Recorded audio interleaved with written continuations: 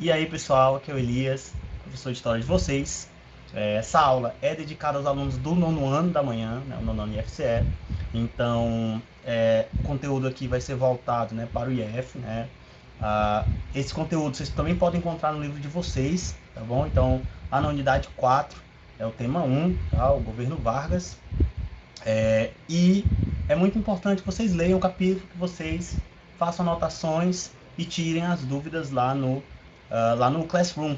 Também, né, pessoal, do mesmo jeito que as demais disciplinas, as atividades que eu for passando do livro serão contadas aí como nota de trabalho, enquanto que as atividades em forma de TD que a gente vai estar enviando para a escola, vocês vão estar retirando lá, vai valer como nota bimestral, tá certo? Então, não deixem de fazer as atividades, não deixem de fazer os fichamentos e apontamentos dos capítulos para a gente poder ter uma aula mais produtiva, certo? Então, sem mais demora, vamos para a aula.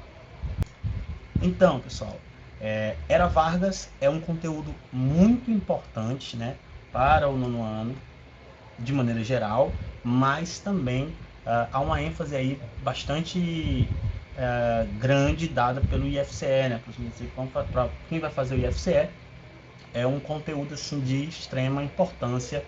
É muito comum que a gente encontre uma questão ou outra vindo nas provas do IFCE, tá bom? Então, se você quer fazer o IFCE, esse é um assunto que você tem que estudar com bastante atenção, com bastante afinco, para que a gente possa fazer com que ele seja o mais compreendido possível, tá bom? Então, não deixem de estudá-lo, né, de reler, de estar vendo os slides, de estar lendo, de estar tirando dúvida e também resolvendo as questões, e também para se acostumar com o modo como o IFCE aborda essas questões.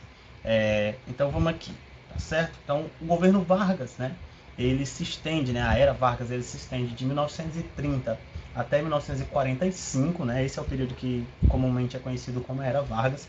O Vargas volta ao poder em 1951, tá bom? Mas esse momento é um momento de democracia, então ele não acaba não entrando nessa contagem aqui da Era Vargas. Então, a Era Vargas que a gente vai discutir é essa era que vai de 1930 até 1945, tá bom? O que a gente precisa saber a priori? Então, esse período ele é dividido em 3 subperíodos.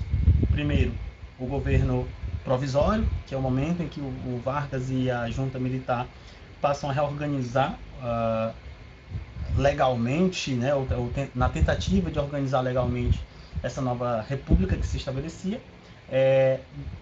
O governo constitucional, que é o governo pós-promulgação da Constituição de 1934, certo? Então, você tem aí 4 anos de governo provisório, de 1930 a 1934.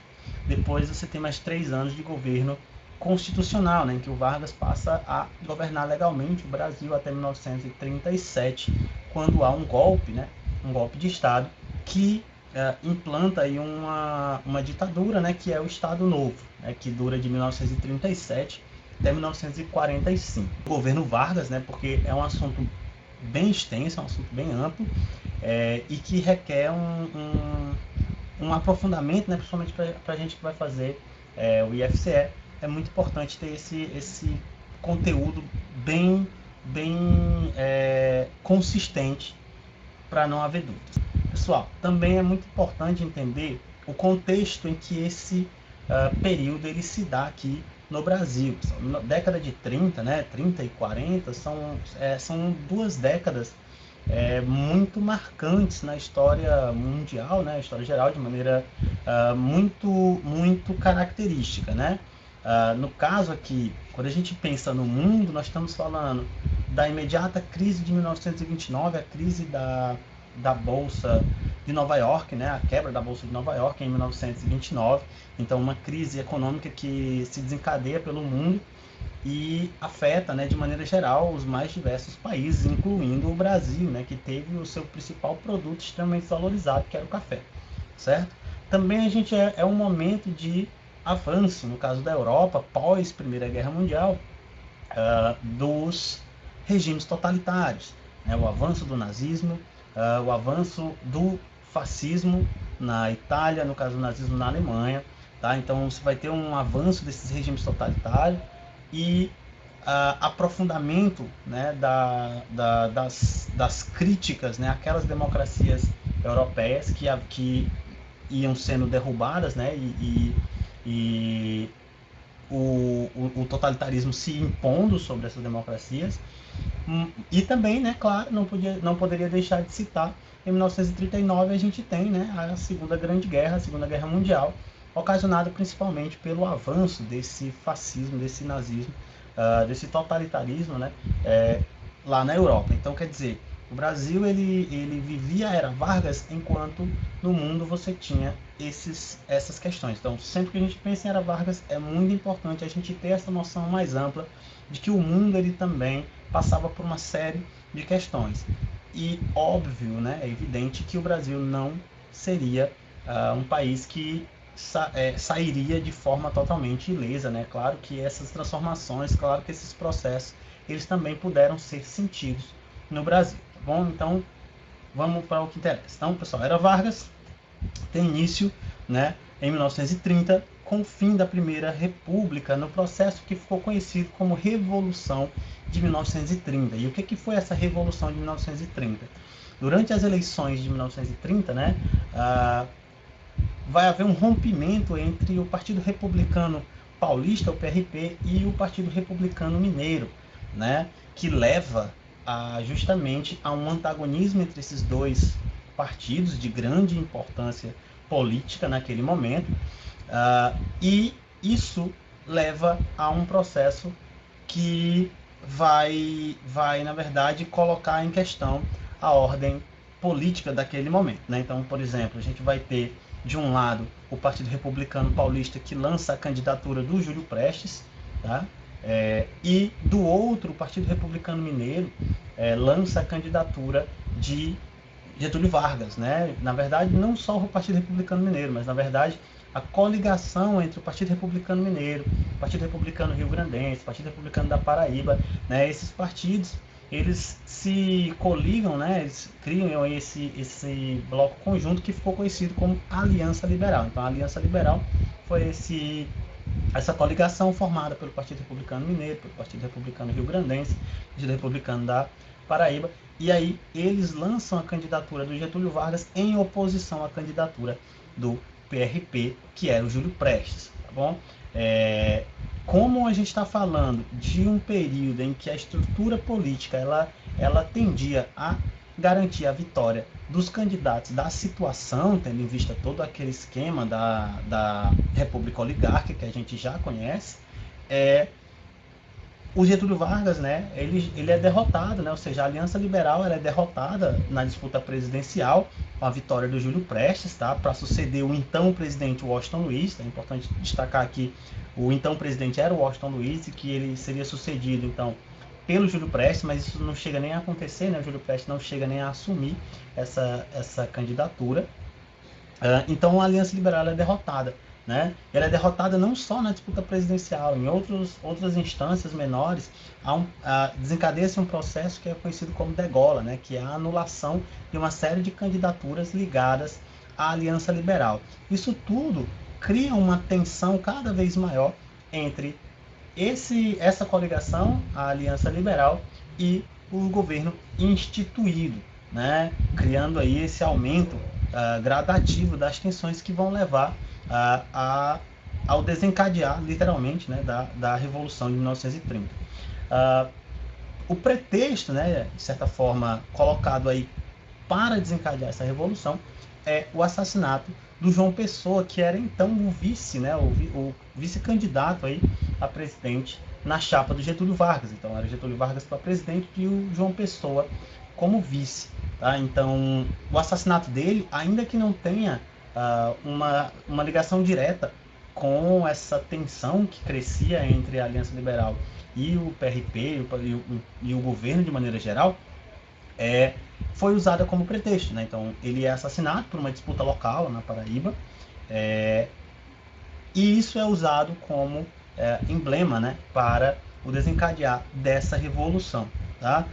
Não é à toa que, por exemplo, você vai ter o Antônio de Carlos de Andrada, que era o governador lá de Minas Gerais, que vai defender essa ideia, né, de que era preciso fazer a revolução antes que o povo a fizesse. Tendo em vista que, por exemplo, no caso da Europa, você tem uma série de países que passam por revoluções sociais de cunho popular, né? E havia esse temor, no caso do Brasil, de que uma revolução popular, né, pudesse desencadear eventualmente uma guerra civil ou algo desse tipo. E então esses governantes, essa elite política, né, principalmente com o apoio de militares, dos tenentes, né, de partes dos quartéis, viam esse levante popular, esse risco do levante popular, como algo que deveria ser evitado. Então era muito melhor que se fizesse uma revolução rápida antes que o povo a fizesse. E de fato é isso que vai acontecer. Então você vai ter uma série de levantes em locais estratégicos, né? Então você vai ter levantes nos quartéis em Minas Gerais, no Rio Grande do Sul, no Nordeste, de maneira geral, também na Paraíba, Pernambuco, que vão garantir, né, a tomada do poder. Então esse levante eles vão se estabelecendo, né, nas diversas regiões com o objetivo claro de depor o Washington Luiz, a junta, né, principal aí, de certa forma, que vai para São Paulo e vai para o Rio de Janeiro para depor o Washington Luiz, consegue esse objetivo. E aí você vai ter a deposição do presidente, tá? Com a deposição do presidente, você vai ter a organização da chamada junta provisória, que ficaria ali com a cúpula militar, e o Vargas, né, e alguns ali representantes da Aliança Liberal. Então, em 3 de dezembro, essa junta entrega o poder ao Getúlio Vargas. Fica ali, ainda que essa junta permanecesse, né, de certa forma governando, o líder, o cabeça aí desse processo passa a ser o Getúlio Vargas. Então, a partir de 3 de dezembro de 1930, você vai ter o início aí desse governo provisório que tem como chefe aí o Getúlio Vargas, que passa a governar. É importante também entender que o Getúlio já vinha, né, desde então, trazendo uma proposta diferenciada daquilo que se propunha para a política econômica até então. Né? O Getúlio trazia um discurso trabalhista, né, de industrialização, que destoava um pouco daquela hegemonia agrária que o Brasil vivia antes, lá durante a República Velha, em que a elite cafeicultora, a elite agropecuária, toda a política econômica, de certa forma, girava em torno dessas elites. Então o Vargas ele vinha trazendo um novo discurso que contrastava com isso. Tá? Então quando o Vargas chega ao poder, ele, de certa forma, passa a tentar colocar em prática esse discurso, essas promessas. No entanto, pessoal, nem tudo são flores. Né? O Vargas, na verdade, enfrentaria uma série de problemas, né, durante o seu governo provisório. Então, o governo provisório ele se inicia principalmente a partir do momento em que a Constituição de 1891, né, aquela Constituição, a primeira Constituição da República, ela é abolida. Né? Então, a ideia era, cancelava-se aquela Constituição e seria elaborada uma nova Constituição para o Brasil após a Revolução de 30. Essa Constituição, ela na verdade vai ser bastante lenta, né? A sua produção vai ser bastante lenta, e mesmo abolindo aí a Constituição, o Vargas praticamente não dá sinais de que convocaria uma nova Assembleia Constituinte. Então, na verdade, isso vai ser um fator que leva, por exemplo, ao movimento constitucionalista de 1932. Tá bom? Então, com a anulação da Constituição de 1891, o Vargas passava a governar sem uma base legal sólida. Né? Ele estava ali no poder, porque a junta militar havia entregue o poder a ele, mas não havia uma legalização desse regime instituído.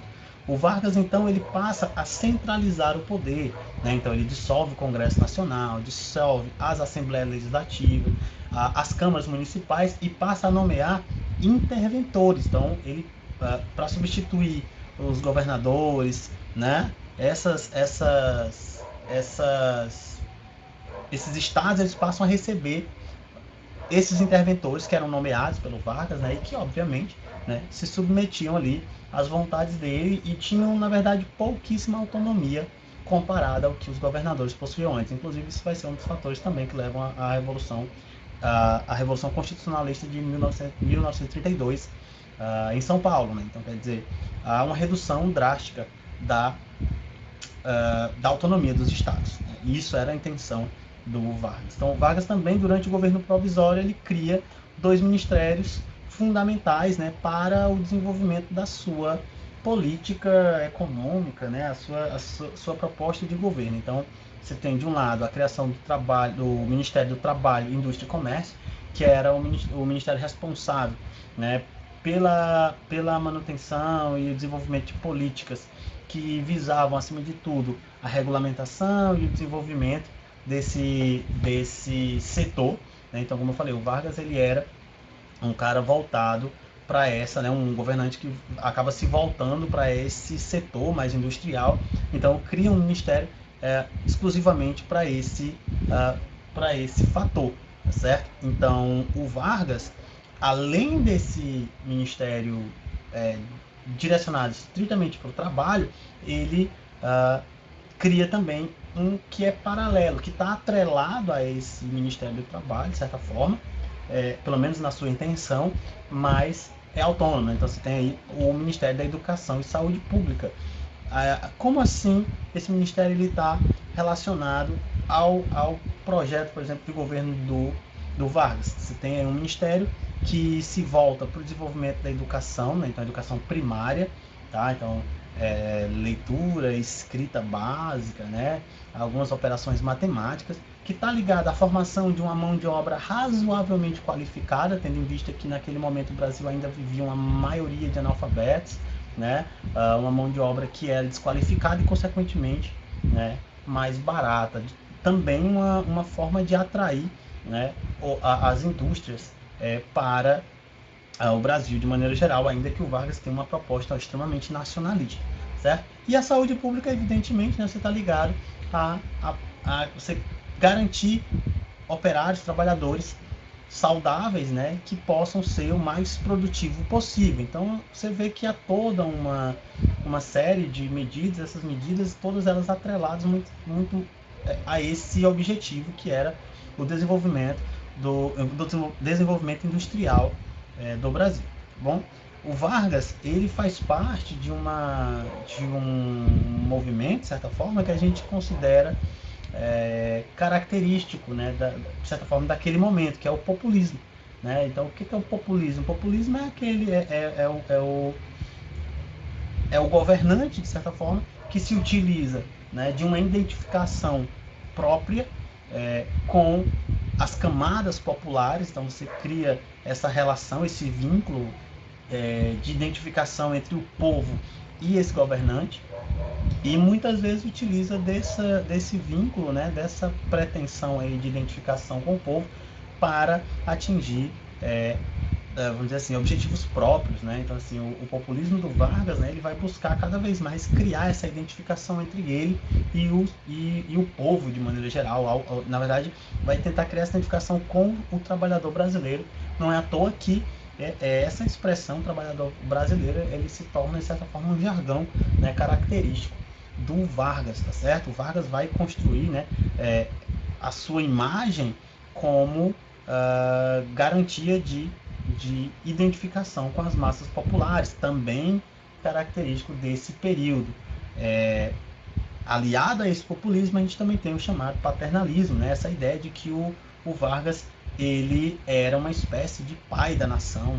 Isso, claro, vai ser muito mais perceptível, e a gente vai discutir um pouco mais sobre isso quando a gente vai falando de Estado Novo. Mas aqui, já durante o governo provisório, já era possível observar algumas dessas tentativas de identificação, de construção de um governante popular, né, em que o povo observasse e se identificasse, né, identificasse os seus objetivos nesse governante. Tá? Como eu já falei, a crise de 29 ela afeta fundamentalmente o café, né? Não é à toa que o Vargas ele acaba também comprando uma série de sacas de café, milhões de sacas de café, e na verdade passa a queimar essas sacas de café para poder garantir, né, a manutenção do valor do café, da alta do café, porque o café vinha perdendo valor, e isso acarretaria diretamente uma crise financeira e econômica, na verdade, né, no Brasil muito profunda. Então, como o Brasil possuía o café como o principal produto de exportação, garantir a estabilidade do preço do café no mercado internacional era uma coisa muito importante naquele momento, e o Vargas vai fazer isso, né, tomando essa medida aí drástica, que era queimar esses cafés comprados pelo governo federal, tá bom? Pessoal, então, ainda dentro dessa lógica aí do governo provisório, e na verdade durante todo o período Vargas, nós temos uma tentativa cada vez mais ampla de acelerar o processo de industrialização do Brasil, certo? Vamos aqui. Movimento constitucionalista, como eu já falei, né? Como o Vargas ele abole a Constituição de 1891 e não dá garantias de que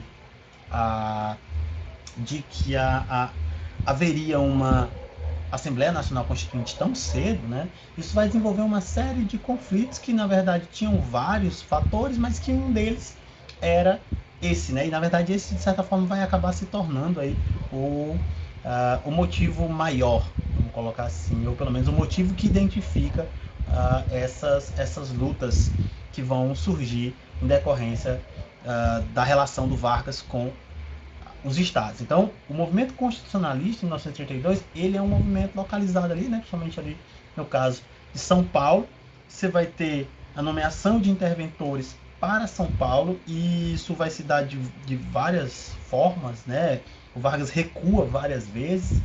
No entanto, o principal fato é de que a nomeação de interventor para São Paulo significaria, evidentemente, a redução da autonomia desse Estado, que, na verdade, durante toda a Primeira República, tinha exercido um poder muito intenso, uma autonomia muito intensa, e isso, de certa forma, não foi bem visto, né, pelas elites paulistas, né, as oligarquias cafeeiras, os barões do café, que não queriam perder essa autonomia, não queriam muitas vezes perder a sua participação política e a sua importância política devido a esse processo de centralização iniciado pelo Vargas, né, e por meio da nomeação desses interventores.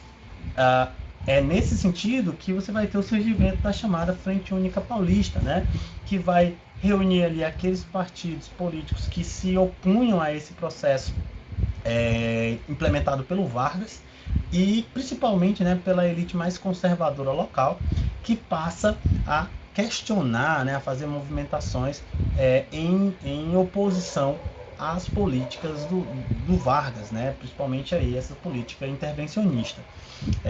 Vários conflitos vão se desenvolver, e aí você vai ter em maio de 1932 a morte de alguns estudantes, né, o Miragaia Martins e Drauzio Camargo, no confronto com a polícia, e isso de certa forma toma forma aí, né, de um governo autoritário, né, que utilizava cada vez mais a violência contra seus opositores. Então isso de certa forma vai ser um motor para o desenvolvimento dessa revolução, desse movimento constitucionalista. Tá? E não é à toa que a gente vai ver que nos cartazes, né, da época do movimento constitucionalista, você vai ter a sigla MMDC em diversos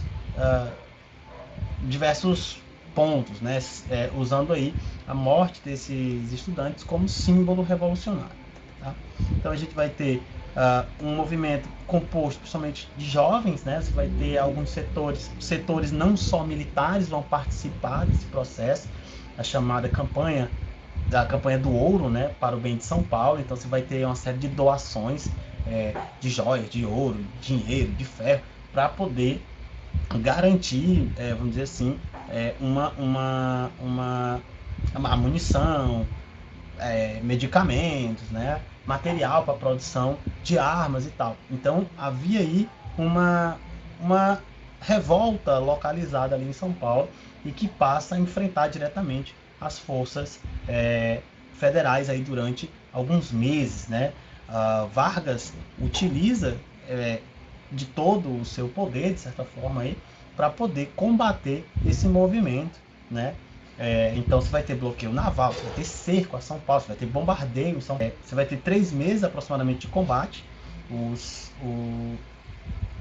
Os paulistas, né, de maneira geral, não tinham tanta força bélica para enfrentar o governo federal.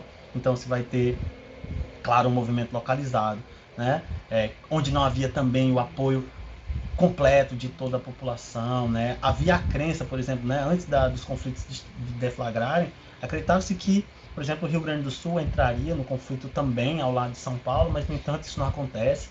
Então, São Paulo fica, de certa forma, isolada e não possuía, né, poder para poder combater as forças federais. Então, depois de 3 meses de combate, você vai ter a rendição de São Paulo, né, e a vitória do governo federal sobre esse movimento.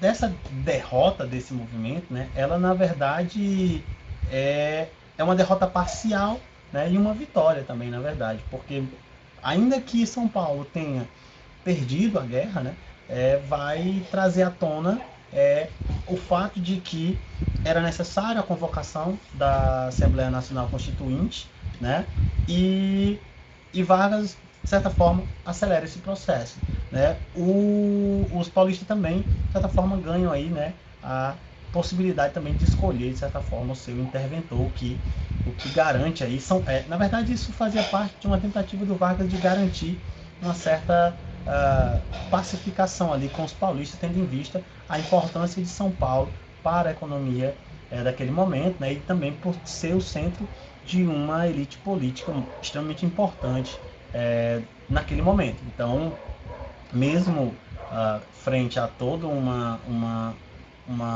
sublevação aí desses paulistas, o Vargas ainda buscou, né, de certa forma, essa amenização aí dos ânimos para tentar garantir o apoio, principalmente, dessas elites locais, ok? Então a gente tem aqui algumas imagens, né, da Revolução Constitucionalista. Como a gente pode ver aqui, ó, vocês podem ver, nós temos a bandeira paulista hasteada ao lado da bandeira brasileira, né, de certa forma gerando uma interpretação de que São Paulo estaria aí defendendo o Brasil, na verdade, daqueles que não eram patriotas de verdade, né, no caso aí, o governo Vargas. E aqui você tem uma convocação, né, para o alistamento. Como eu falei, esse alistamento não era apenas de militares, né, você tinha jovens das mais diversas origens. E aqui embaixo a gente pode ver o MMDC, né, como característica desse movimento. A mesma coisa aqui embaixo, né, você tem um dever a cumprir, né, tem um dever a cumprir. Novamente a bandeira paulista sendo exaltada lá atrás, um jovem soldado, e aqui você tem novamente o MMDC, né, consulte a sua consciência, né, fazendo símbolo a essa revolução. Aqui a gente tem um veículo blindado. Isso aqui é importante destacar que a Escola Politécnica, né, de São Paulo, ela teve um papel fundamental no desenvolvimento de armas improvisadas, de veículos improvisados, né, feito com carcaças de carros, geladeiras e tal. Canhões, armas que foram fabricadas aí. A gente tem aqui um negócio bem pitoresco, né, mas que é interessante, que é a matraca, né? Deixa eu voltar aqui. A matraca, ela é na verdade uma tentativa de enganar, né, os inimigos, né, tendo em vista que, como os paulistas tinham pouco recurso armamentício, né, então eles não tinham tantas armas, não tinham tanta bala, não tinham tanta munição, eles vão usar a inteligência aí para poder criar algo que, ainda que não fosse bala, pelo menos simulasse durante a guerra, né, em meio a tanto as batalhas, aos tiros, ao barulho das bombas, poderia pelo menos causar a sensação de medo, né? Então eles criam a criação da matraca, ela tá ligada a isso, né? Então a matraca, ela é esse instrumento aqui, em que essa manivela, ao ser girada, ela vai produzir um som semelhante ao estampido de um tiro, né? De metralhadoras, né? De rifles, e isso de certa forma assusta, né? Quando você tinha várias matracas, fazia parecer que o inimigo possuía muito mais armas do que eles efetivamente possuíam. Então isso garantia aí também alguma vantagem, né? Você tem carros blindados, né, veículos blindados aqui, que também vão ter uma importante participação durante essa guerra. Então, mesmo com todo esse esforço, né, São Paulo é derrotada e o governo federal consegue, né, se sobrepor aos demais. Só é importante destacar que pouco antes da eclosão da Revolução Constitucionalista, nós temos um processo de resposta, né, do governo provisório àqueles anseios. Então, a primeira tentativa de legalização desse regime que estava imposto é a criação do chamado Código Eleitoral de 1932. Esse código ele trazia uma ampliação dos direitos, né, eleitorais e também a regulamentação do processo eleitoral, que é uma mudança também, né, de certa forma, muda a estrutura que existia lá durante a República Velha. Né? Então, o Código Eleitoral estabelecia o quê? O voto ele passava a ser universal, né, para os maiores de 21 anos, excetuando-se apenas mendigos, né, e os pracinhas, né, que eram alguns soldados, em alguns militares que não poderiam ter o direito de votar, tá? Aqui, pessoal, pela primeira vez você vai ter oficialmente, né, a presença do voto feminino, né, efetivo, né? Então as mulheres elas ganhavam sim o direito de voto, ainda que não houvessem eleições naquele momento, e na verdade mesmo as mulheres tendo ganhado o direito de voto em 1932, né, mesmo tendo conquistado esse direito em 1932, só vão poder votar efetivamente lá em 1945, tá? Porque até lá você vai ter uma série de dificuldades aí para ocorrer eleições com participação popular, né?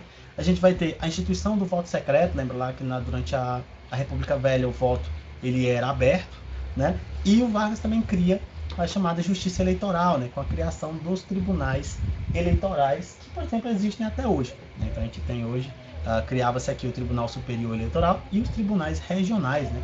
O TSE, Tribunal Superior Eleitoral, e os TRS, que são os Tribunais Regionais Eleitorais, que existem até hoje, que são responsáveis pelo processo eleitoral, né, pela garantia da seguridade desse processo, para julgar os crimes eleitorais, definir as normas e tudo mais. Então, aqui esse Código Eleitoral ele já demonstrava uma tentativa aí de garantia de eleições futuras, né, que haveriam, né, após a promulgação da Constituição, tá certo?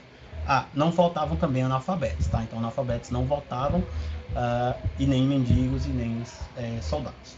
Aqui a gente vai ter em 1900, então assim, aqui em 1932 se tem a promulgação desse código. No entanto, não havia ainda Assembleia Nacional Constituinte eleita, né? Então a Assembleia só seria eleita em 1933 e em 1934 é que seria publicada a Constituição do Brasil de 1934. Então essa Constituição ela reforçava o Código Eleitoral, então aquilo que tinha sido definido no Código Eleitoral vinha confirmado na Constituição de 1934, trazia, né, novos parâmetros. A eleição direta para o presidente, né, agora seguindo o modelo do Código Eleitoral, voto secreto, né, voto universal, para todos os maiores de 21 anos, sem exceção de sexo, nem nada disso.